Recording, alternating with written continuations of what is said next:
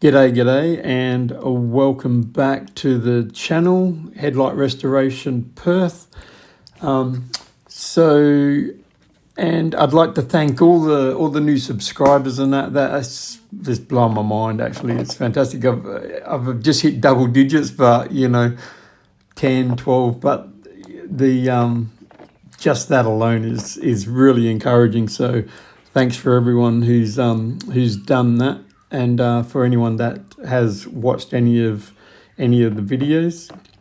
So what we're working on here today is the lights from a 2008 VW Touareg.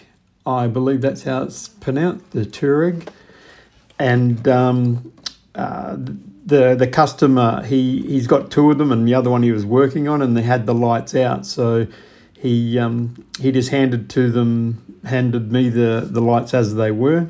So as I've got this, I thought I'd do a little bit extra, and because I've got the whole casing that's available, I use a product that I use for plastics and engine bays. This is for my own personal use, tyres and that, because this foam, it does an amazing job, because you just spray it on, and you'd think it'd be all oily in that, but you just spray it on, wipe it off. With my tyres, when I do it, I'd just spray a big foam ring around and just leave it, and it just goes to the way it is. And I'm sure if I give it all the time it needed for this, it would have done the same. But this is just a quick wipe down. So give it a spray, wipe down, and it eliminates all the dust. It gives a bit of depth back to the color of the plastics and the rubber, both being made out of oil.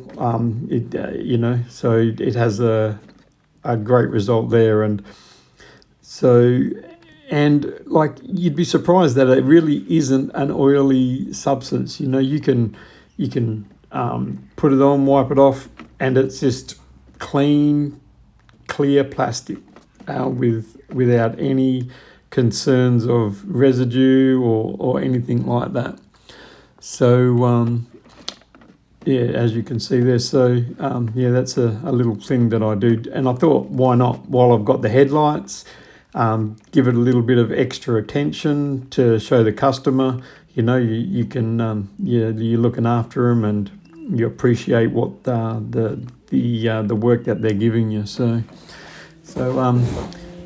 if there's any comments that you want to make, or anything about how I do things, or what I'm doing, or what I might be able to do in regards to the headlights, please feel free to forward them on, because I have had been getting some comments from the USA, even Indonesia, and being in Australia.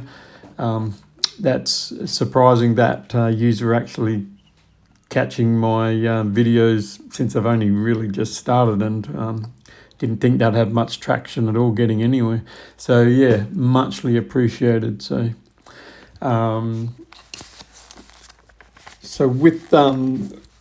with these headlights, I'm trying a new process. I'm gonna coin my own little process. I'm just gonna call it sand and shine. So I was doing everything by hand with the wet and dry process, which was perfect for what I was doing. It was a cheap start. It was easy. It was effective. I was learning. So and I'm learning from YouTube and everyone else that's making comments. So I've been watching a lot of the videos and the Headlight Pro. So I decided to have a go and go from manual to machine. So here I've just had an old Ryobi cordless drill. I just wound it down to its lowest power, and just got a little attachment, a 3-inch attachment that comes with it's sponge backing, and got some sanding discs. I'm using for this light, I'm going to be using the P500, and I'll also go to the P800, and because of the rotation of the buffing head there, or the sanding head, you know, you're going to get all these little scratches and striations and things like that.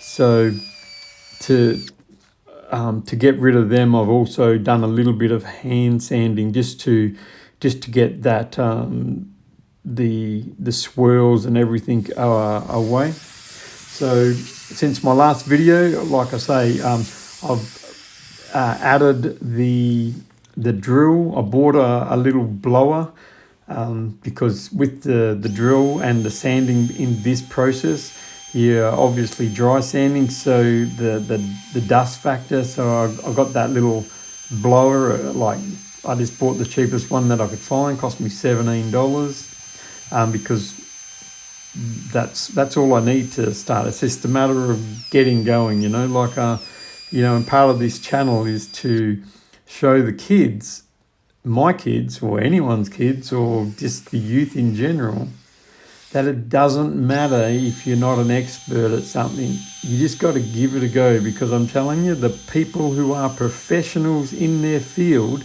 it doesn't matter if it's sports, academia, or just a professional white-collar industry. Everyone started off as a beginner. Like, everyone was at that point where it was all new to them. So don't be afraid to get in, have a crack, make mistakes.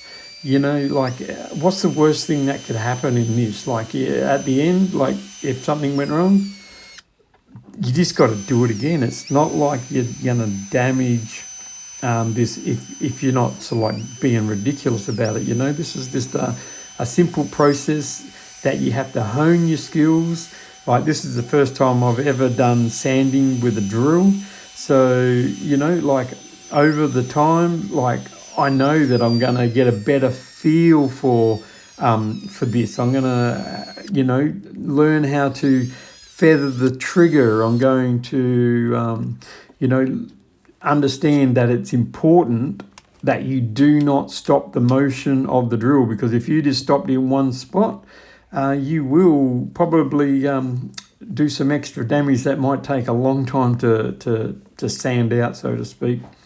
So as you can see there, I just got that little handpiece. So after the 800, I'm going to just use this little handpiece there, that just to go horizontally or vertical, just to get rid of those swirl marks, you know. And from here, you know, you're going to be able to check your work after each day, see if you can see it, do the best you can, and just keep on looking at the work after each stage, and just trying continually to hone your skills where you can just be better the next time you have a crack at it. You know, it doesn't mean that you're not gonna make errors or anything like that. You know, if you're not failing at things, yeah, you know, you're not trying. You know, you got to fail forward.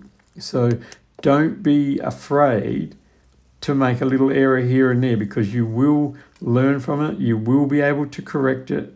You just might have to do a little bit more of the preparation stage. And, you know, that's my 5 Ps. You know, proper preparation promotes perfect presentation. That's it.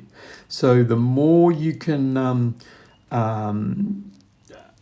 put your time into the preparation, you know, the better it is. Like, you know, like if you were axing down a tree and there was 2 of yous, and one bloke was just going hell for leather, just smashing it, and the other bloke, he just spent the first 80% of the time sharpening his axe.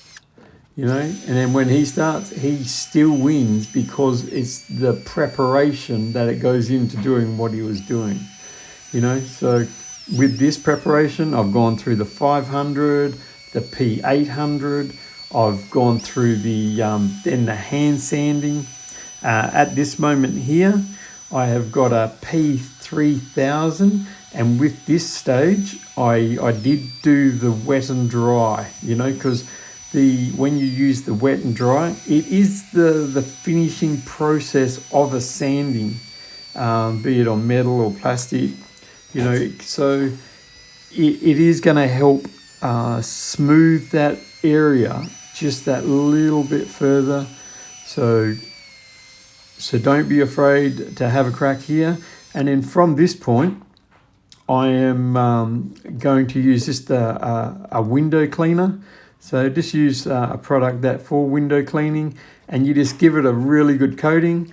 And from the gravity, you'll see all the contaminants will get pulled out and dragged down, and then you can just wipe it off. You know what I mean? So from this point, this is where you can have another really good look at how you've been going, if there's any imperfections, if you want to do another piece again, it's really important that after the stages that you have a good look at it. Yeah, and you sort of like think, am I happy with that? Did I miss a bit? Could I do a bit? Is there still any scratches? So like feel for the smoothness. Because with when you're doing the sandpaper by hand, you're wearing the gloves. So like doing it this way, you really can have that really good contact with your skin to the plastic. And then if you're really happy with that after that process, then you can start the next, which is the polishing. So I am using just an orange pad that come in a kit. I did have the Maguire's Plastex, which is designed for plastic. So I'm just trying all these products, So and I'm not sure that I won't be changing the products. I believe that the process that I am using, that whole sanding process, then the wet and dry, the polishing, getting it to its best finish that you could possibly get before you apply the clear. I don't think that is going to change for me personally. Some people do the sanding process and they get it to a point, it might be a 600, 800, even 1,000, I'm not really sure. And then they will just apply the clear coat over the hazy, the foggy looking light, but it might be presented really well, all back to the white plastic, and it does turn out quite clear. And that's because of the clear coating itself has filled all the crevices, the scratches and all that sort of stuff, and then coated that top coat on top of that as well, which gives it that clear appearance. But like I believe, that proper preparation sort of step that I'm really looking for is to do everything you can to get it as close to the finished product you can before applying that clear coat. So by doing the whole process, the different grits, the 3000, and now going into that polishing process, like, when I very first started, like, I kid you not, I reckon this light, the way it is now, is probably as good as some of the work that I was producing when I'd have my finished product. So I'm even there at that point before applying even the clear coat, so everything's evolving. I'm learning as I go. Hopefully any of the information that I am sharing might be of some value to someone. You might already pass this stage. You might even be able to give me information that gives me more value in regards to the products and things like this, because like I say, I think I will stick with this process for a little while, the way I'm doing this, the sand and shine. But I will be looking at different products as I go, because, not every product is made the same, and some have different effects, so like I say, so there, I finished that polishing. It was good, and that's when you do that check. You really go back and check, and if there's something that you believe that you might be able to fix, you give it a go. So with this, like, you can do the dry 800. It looks like I've chosen here to do the wet and dry, because maybe the imperfection wasn't that bad, so but just enough to maybe need a little bit of attention. So, and don't be afraid to do this however many times you have to, just to get to that point where you're happy before you put the clear on. So again, you check, like, obviously, like I must be pretty fussy on this one, because I'm going back to the drill.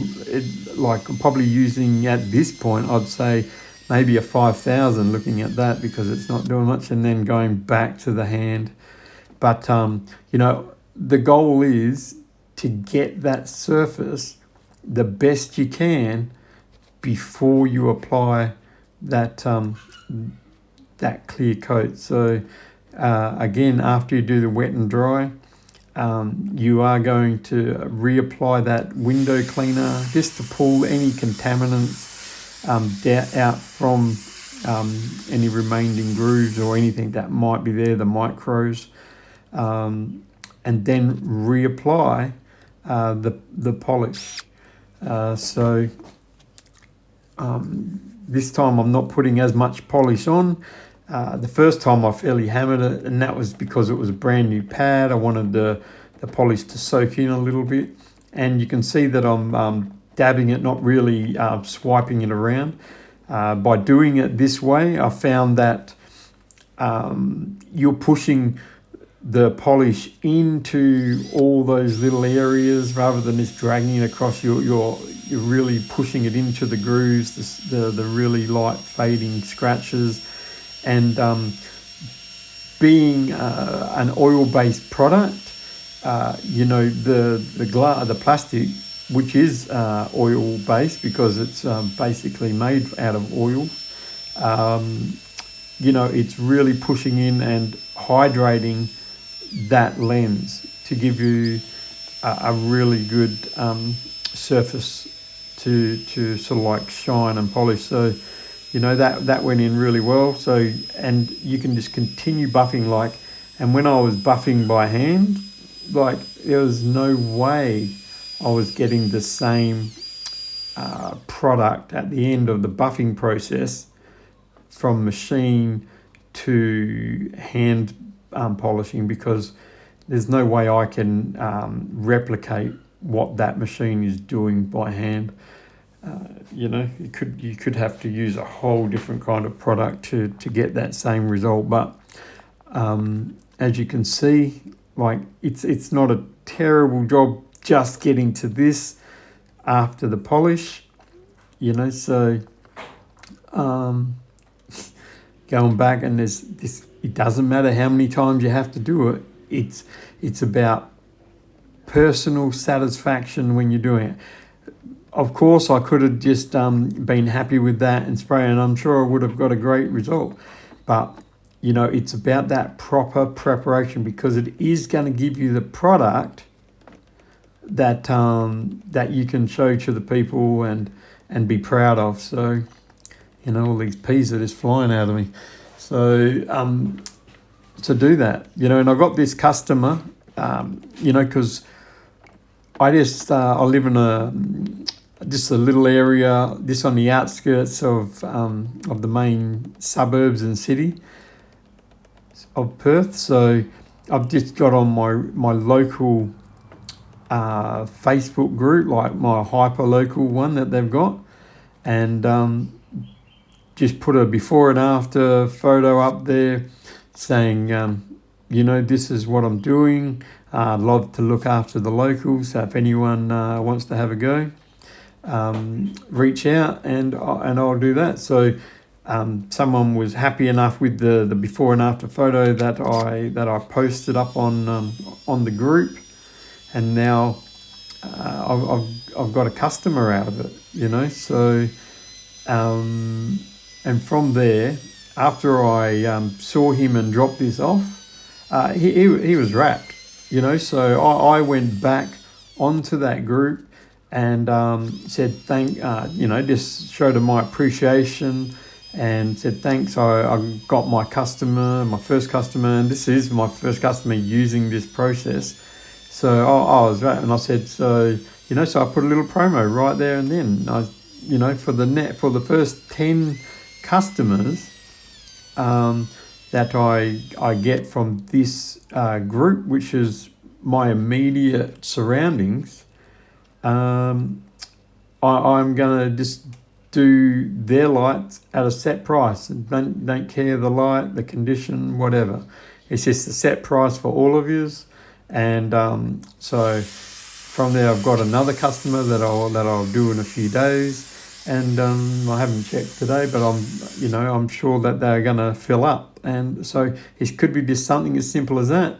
And when you're looking after your locals and you're doing that, you got to do a good job because you're a local. You're going to see your job driving around at your little local store or whatever. And the thing is, if people like what they see and the customer likes what they've received, they've got friends, they've got cars, so it becomes a word of mouth process. So that being said, you can really create, as I've found, you don't have to spend money to advertise and all that, because this whole business for me has been on a budget. I started with $50, went down to the hardware, bought some sandpaper, some painter's tape, some clear, and had a crack. And now after doing a couple of these, the business is building itself. Now I can afford to go and buy some different product, a better product, to make my job a little easier, to get a better result, and it's all flowing. So so I'm showing my kids and everyone else out there that you don't have to have all this money to start a business. It might just take a little longer to get going, but it's going to grow organically.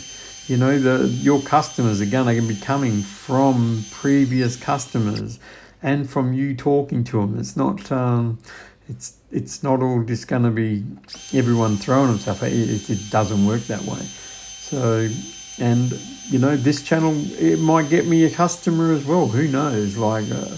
I'm not depending on it, but that's not what the purpose of this channel is. So as you can see there, that's the other light. And that's the after just by doing the polishing process. So I did get a new product, which was the Maguire's Keep Clear, because I am trying new products and everything. And with the Maguire, I'd certainly love polishing this lens. I know that, but again, if you're not happy, because I'm probably seeing something that you can't, that you're going, wow, how many times is this guy doing this? But I've obviously seen something that that can't just be seen through this camera. So But the thing is, you do it till you're happy. You know, it doesn't matter. You don't make errors. It's all learning opportunities. So why not take the opportunities to do something right the first time, and rather than having to explain yourself, you know, because if you stuff up if you do the clear and then you see the error, the only way you're going to fix it is by doing the whole light all over again from scratch, you know, getting rid of the clear, going back through the process. So these times where you get to check, they are super important. So take every opportunity you can to correct any blemish, any error, and go from there. You know, so never be afraid to have a go and make these errors and all that. You know, because they're, like I say, the worst thing that you could have to do is you just have to do it again. You know, so this is it can be a forgiving. It can be a forgiving. So like practice to do the headlight restoration, because you know when it's on a car, you know you've got scratch factors and all that you could potentially do, but you've got to do the taping off properly, you know, before you even start. But don't be afraid to just have a go and get it to the best you can, you know. So and I'm sure, like I will start using different products, as in it might be a better grade of sandpaper. It could be a better buffing pad. You know, the polish. It could be all these things that could eliminate these multitudes of polishing attempts and things like that. So, but I did just get that new product, the Maguire Keep Clear, the headlight coating, because I am going to only stick to headlight products and what's designed for the headlights, because like the other products it just wasn't doing what I wanted to. So, you know, so it's ready for the clear coat now, I'd say. And with the clear coat, there's the Maguire. When you get that brand new tin as that is, and always using the face mask, look at the top and you'll see a red dot. The red dot there, you'll see the red dot on the can. You point the spray nozzle to that red dot, because that's where there's the tube that goes down that side of the can. So you'll get every last bit of that can out when the nozzle is pointing to that dot.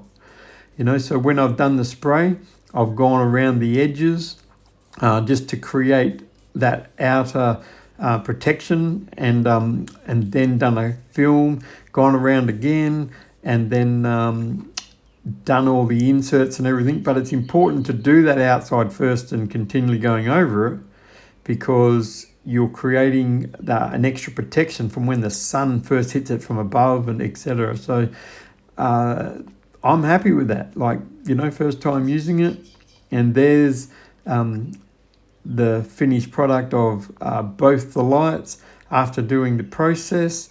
So, like, you know, I'm happy with that. So